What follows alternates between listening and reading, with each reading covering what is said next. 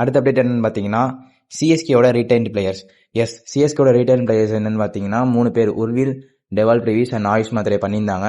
So அவங்க 3 பேரையும் வந்து ஐபிஎலோட சஸ்பெண்டுக்கு முன்னாடி பண்ணனால அவங்க வந்து கன்ஃபார்ம் பண்ணிக்கலாம், நெக்ஸ்ட் இயர் வந்து நீங்கள் ரீடைட் பண்ணிக்கலாம் அப்படின்னு சொல்லிட்டு ஒரு அப்டேட் கொடுத்துருக்காங்க பிசிசிஐலேருந்து.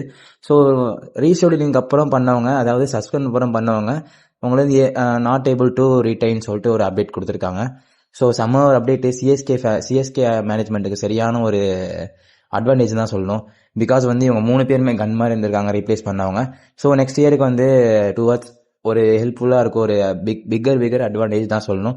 ஏன் பிகாஸ் வந்து சஸ்பெண்ட் முன்னாடியே அவங்க பண்ணது வந்து அன்எக்ஸ்பெக்டடுங்க சஸ்பெண்ட்னு சொல்லுது. ஸோ வந்து அவங்க ஒரு அன்எக்ஸ்பெக்டடாக பண்ணாங்க, பட் அது வந்து ஒரு கிளிக் ஆகிருக்கு. ஸோ பார்ப்போம். 3ஆவது அப்டேட் என்னன்னு பார்த்தீங்கன்னா ஓவர்சீஸ் பிளேயர். ஸோ ஒவ்வொரு டீம்லையுமே நிறைய ஓவர்சீஸ் பிளேயர் வந்து ஏவுலா இல்லை, நிறைய வந்து எனேபிள் டு கம்மிங் அப்படின்னு